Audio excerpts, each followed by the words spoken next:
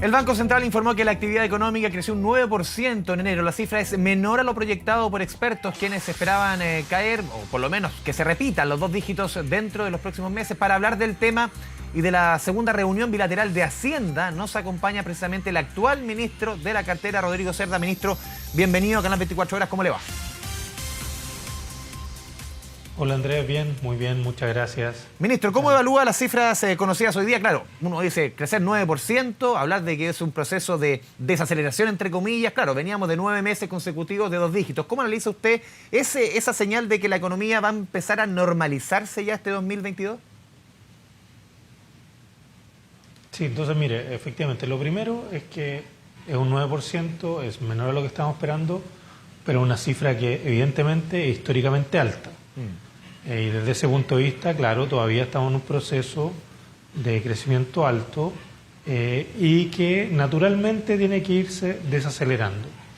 Lo que hemos visto es que, eso sí, en estas cifras se ven ciertos patrones. Una de las cosas que está ocurriendo es que si sacamos el sector minero, todo lo que fue el crecimiento no minero es superior al crecimiento de dos dígitos, prácticamente más de 11%, 11,5%. Eso quiere decir que efectivamente tuvimos dentro de esta cifra, que también tenemos que desmenuzarla un poquito, tuvimos algún impacto negativo no esperado en el sector minero, pero el resto sigue creciendo bastante fuerte, ¿no es cierto? El sector minero, seguramente una de las cosas que estaba ocurriendo es que durante 2020, en plena pandemia, vimos que muchas empresas del sector minero trataron de seguir produciendo, no hicieron los mantenimientos adecuados, y yo creo que este es el momento que lo están haciendo, pero seguramente eso también va a pasar y le va a dar un segundo impulso al sector minero hacia adelante. Y creo, sí, eso sí, que es natural tener este proceso de desaceleración que de nuestra economía creció a tasas récord el año pasado, pero también tiene que ir creciendo algo más lento, porque para hacer sostenible este proceso y por lo tanto no crear inflación de forma persistente, también es necesario que la economía tome su ritmo, el ritmo adecuado, y estamos convergiendo hacia allá. Sí, ministro, usted lo señaló, durante la semana. Perdona que lo interrumpa, ministro, usted lo señaló que difícilmente íbamos a crecer al 3,5 sí, que usted estimaba hace algún tiempo, más cercano al 2,5. Eso, obviamente, con la coyuntura de que está sucediendo en Europa del Este. Eso va a ser la tónica un poco este año, incluso en algún momento se calculaba, algunos bancos de inversión, sobre todo, un escenario recesivo a fines de este año. Claro, es que yo creo que en ese sentido tenemos que ser un poquito cuidadosos. Efectivamente, nosotros siempre hemos pensado que teníamos la capacidad para crecer el 3,5 o más incluso. Ya.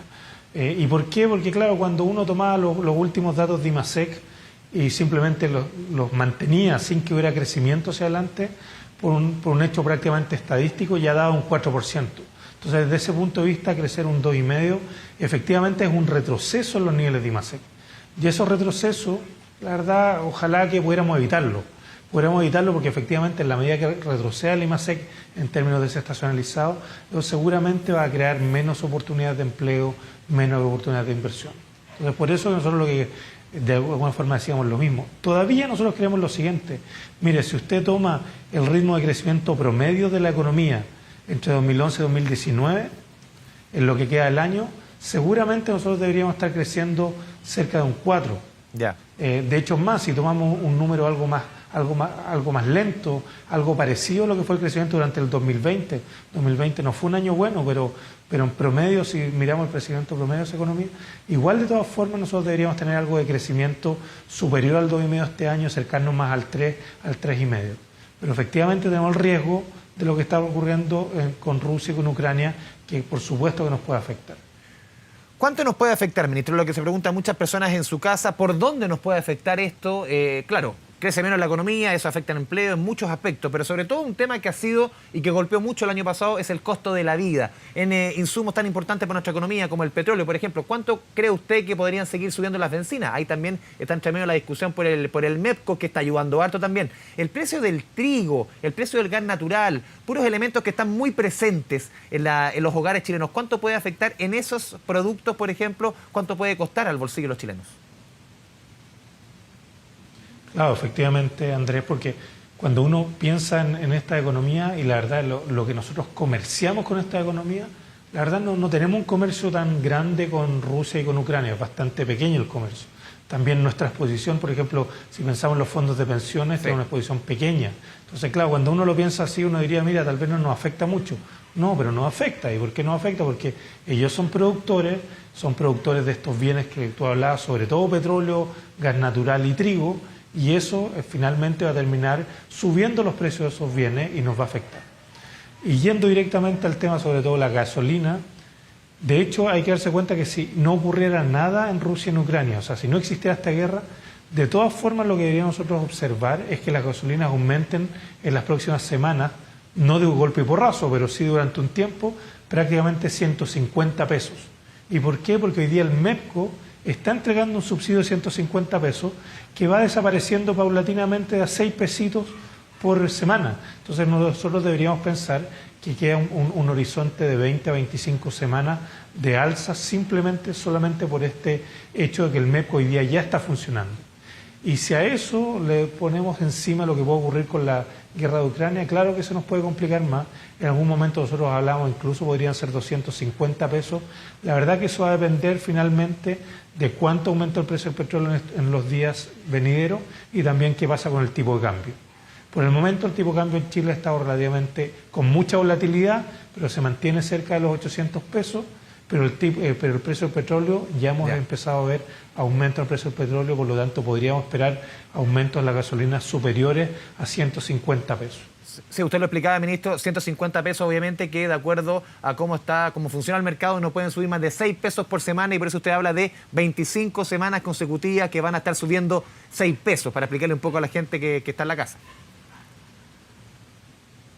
Claro, y efectivamente siempre podríamos ocupar el mecanismo del MEPCO y tratar de tener algún subsidio adicional.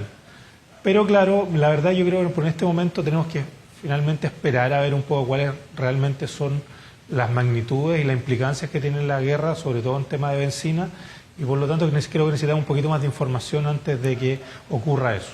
Pero obviamente el MEPCO está hecho para suavizar los movimientos en las gasolinas y de ser necesario el MEPCO está disponible para poder actuar. Sí, ministro, estaba leyendo una buena noticia que salió hoy día en el diario Pulso. El año pasado fue un año de mucho gasto fiscal, usted obviamente mejor lo sabe que nadie, más de 100.000 millones de dólares fue al final el gasto en el presupuesto, se recorta casi un 22% para este año. Pero una buena noticia, yo se lo mencionaba porque existe, para que la gente entienda, el Fondo de Estabilización Económica y Social, un fondo que se utiliza, por ejemplo, para las coyunturas como vimos el año pasado, que llegó a fines del año pasado su mínimo, 2.500 millones de dólares. Pero ya está llegando ahora a los 6.400. Es decir, ese fondo fiscal que sirve tanto para coyunturas duras va engordando después de un año de tanto gasto, ¿no? Claro, Andrés, muy buena tu pregunta. ¿Por qué? Porque, mira, durante mucho tiempo muchos ministros de Hacienda de alguna forma lo que hicieron fue decirle a los chilenos que había que ahorrar para los momentos malos. Y tuvimos momentos malos el año 2020 y el año 2021. Y para esos momentos malos tuvimos que implementar programas como el IFE Universal, por ejemplo, que era un programa bastante caro, muchos recursos, y eso significó que había que financiarlo. Y para eso efectivamente ocupamos nuestro chanchito. Nuestro chanchito era el Fondo de Estabilización Económica y Social. A mí me tocó tomar ese fondo el año 2021, a comienzo del 2021, con prácticamente 8.500 millones de dólares, y lo ocupamos mucho durante el año y terminó en 2.500. Pero también quiero decirle a la gente que ya hemos empezado nuevamente a recuperar esos ahorros y lo llevamos de 2.500 a prácticamente ya en este mes 6.500 millones de dólares. Y quisiera decirles también que antes que nosotros nos vayamos como administración vamos a tratar de hacer un aporte adicional. ¿Y por qué esto es importante? Porque al final nos dimos cuenta de que cuando ocurren estos problemas graves, como nos ocurrió durante la pandemia, necesitamos que financiar cosas, los ahorros son importantes. Y nosotros lo que le decimos a los chilenos, los ocupamos el 2021, pero ya los estamos recuperando para que estén disponibles para la próxima crisis. Ojalá que no sea necesario de ocupar durante esta guerra de Rusia y Ucrania, pero si fuera necesario nosotros los vamos a dejar restablecidos para que estén disponibles y para darle tranquilidad a los chilenos de que vamos a poder actuar. Ministro, usted lo acaba de decir, los ahorros son importantes. Hemos visto cómo los multifondos en el mes de enero y febrero, sobre todo los multifondos más riesgosos, que el año pasado tuvieron un tremendo año 2021, han perdido mucho más de lo que ganaron el año pasado solamente en 2 meses. Y mucha gente a uno le pregunta, le dice, ¿qué hago con mis fondos? ¿Me cambio al fondo E? ¿Me cambio al fondo D? ¿Tengo que moverme? ¿Tengo que tratar de anticiparme a lo que se viene? ¿Cuál sería su recomendación? Claro, generalmente Hacienda no entrega recomendaciones, pero ¿cuál es el llamado? Quizás mucha gente que dice, me quiero cambiar de fondo ahora ya, hay que mirar a largo plazo. ¿Qué es lo que hay que hacer en este escenario tan líquido? Claro, mira, efectivamente pienso yo, en ese sentido, no es que quiera dar ninguna recomendación, pero sí creo que hay que pensar que estos fondos están hechos para el momento de pensionarse. Por lo tanto, si usted es una persona relativamente joven, menor a los 40, 50 años, le quedan aún, por lo tanto, cerca de 10 o 15, por lo menos 10 o 15 años para jubilarse. Y eso significa que tal vez pueda tener una pérdida hoy día, pero lo que nos muestra la evidencia es que en el largo plazo eso se recupera y más que se recupera. Entonces, desde ese punto de vista, tal vez lo que hay que hacer muchas veces es mirar lo que está ocurriendo. Efectivamente, tenemos estos movimientos en el mercado, pero darse cuenta que es una volatilidad que ocurre mucho y que seguramente, finalmente, esto va a terminar recuperándose en el mediano plazo. Y por eso hay que ser, yo diría, cauteloso en hacer esos movimientos, porque a veces usted hace estos movimientos para tratar de ganarle al mercado, pero termina finalmente perdiendo porque los movimientos ya ocurrieron antes, ya bajaron los precios de los activos y por lo tanto usted va un poco detrás de la curva. Entonces, en ese sentido creo que hay que ser un poco más cauteloso y efectivamente en la medida que usted tenga la opción de esperar, tal vez hay que tratar de esperar un poco a por lo menos que esta volatilidad tan grande que estamos viendo tienda a disminuir y tengamos un poco más claro cuál es la película más en el mediano plazo. Sí, ministro, usted acaba de finalizar su segunda bilateral con el próximo ministro de Hacienda, Mario Marcel. Acaba de dar declaraciones el próximo ministro de Hacienda, expresidente del Banco Central, quien dijo que afortunadamente esta vez no se topó con sorpresa. Estaba bien molesto, mosqueado en buen chileno la vez pasada después de la primera reunión con el tema del IFE laboral. ¿Cómo evalúa usted esta segunda reunión? ¿Seguía molesto Mario Marcel después de la primera?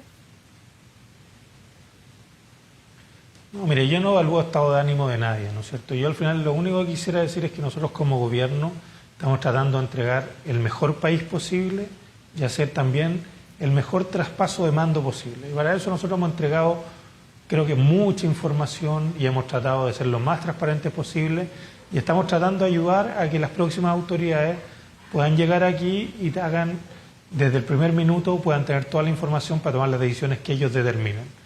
No solamente eso, tal como estábamos hablando, estamos tratando de volver a llenar de alguna forma los ahorros del fisco para que estén disponibles y esos ahorros del fisco también van a poder ser eventualmente, si es necesario, ocupados por la próxima administración.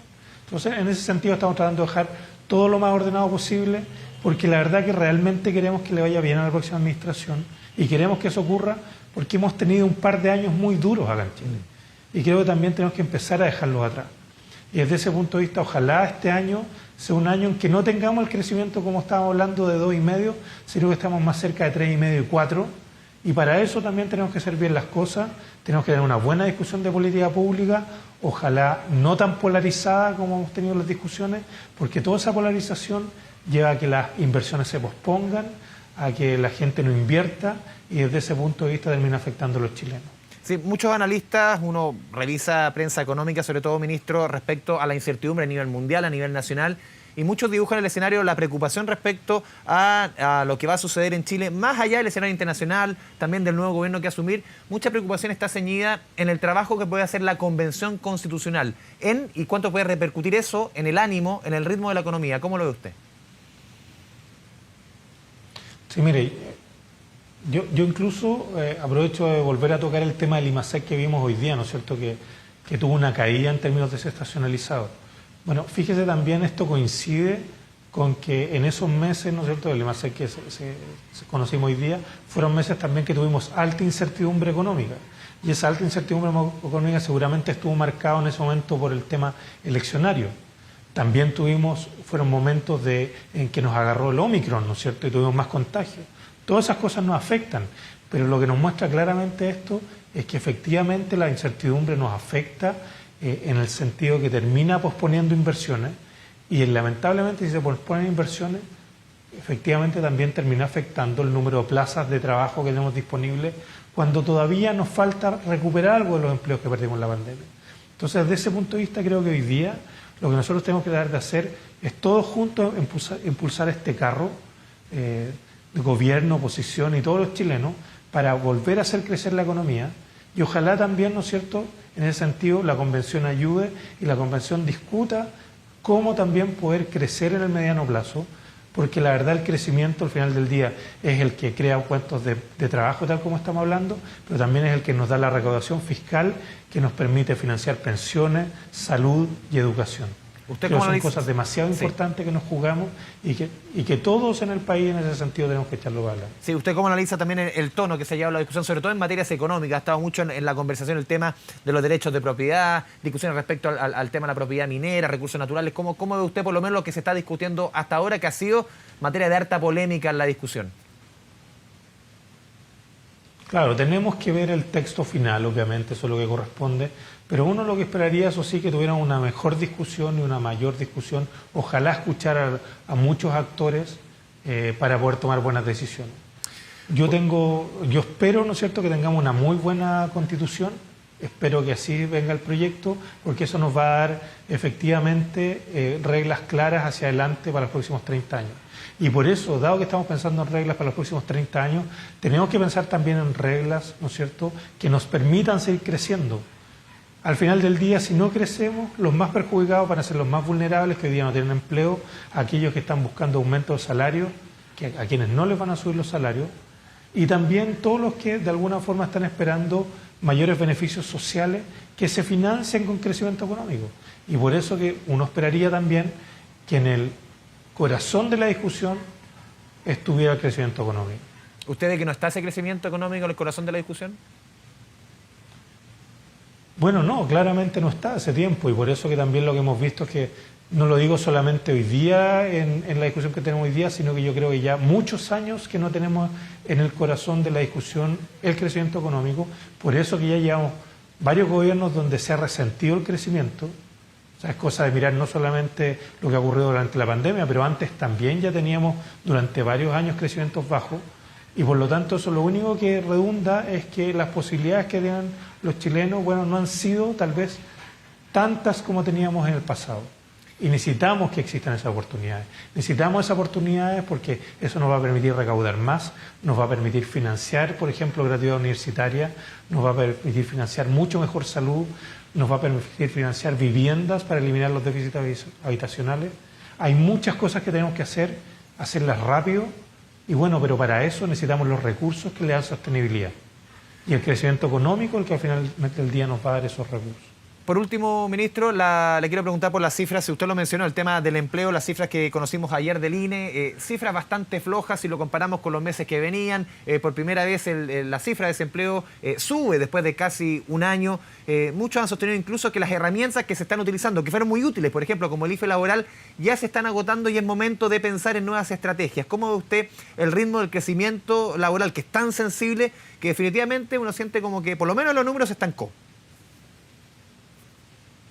Sí, pero Andrés, sí, solamente puntualizar lo siguiente. Cuando uno mira el último dato de empleo, se crearon cerca de 36.000 empleos, 35.000 empleos. De esos 35.000, en realidad en el sector formal se crearon 46.000 y se destruyó en el sector informal cerca de 11.000. Entonces, ¿qué es lo que nos está mostrando el dato? Lo que nos está mostrando el dato es que se sigue creando empleo en el sector formal. No tan rápido como antes, pero sí se sigue creando. ¿Y por qué digo esto? Porque efectivamente el IFE laboral es un instrumento que nos ayuda a crear empleo en el mercado formal. Ahora, sí, ¿qué es lo que estaba pasando con el IFE laboral? Y por eso que también era tan necesario extenderlo. El IFE laboral, si usted lo tomaba en diciembre, bueno, iba a tener subsidio durante 3 meses. Sí. Lo que estaba ocurriendo es que para una persona ya en marzo, si lo tomaba, iba a tener subsidio solamente un mes. ¿Por qué? Porque se acababa el IFE laboral. Por eso era tan necesario extenderlo hasta el mes de junio, para que una persona lo pidiera en marzo y tuviera el subsidio en abril, mayo y junio. Y por eso que hicimos lo que hicimos, porque lo que entendíamos es que todavía es necesario seguir creando empleo, y empleo de buena calidad que está en el sector formal. Y para eso creemos que el IFE laboral sigue siendo un gran instrumento. Ahora, como está extendido, creo que va a estar potenciado, y eso esperamos que también le sirva al próximo gobierno, porque el próximo gobierno, obviamente, entregarle una economía que no está creando empleo no es una buena cosa. Y creemos que con esto sí le estamos entregando un buen instrumento para que pueda seguir creando empleo hacia adelante. Rodrigo Cerda, ministro de Hacienda, le agradecemos este espacio con Canal 24 Horas. Muchas gracias, ministro. Gracias, Andrés, que estén muy bien.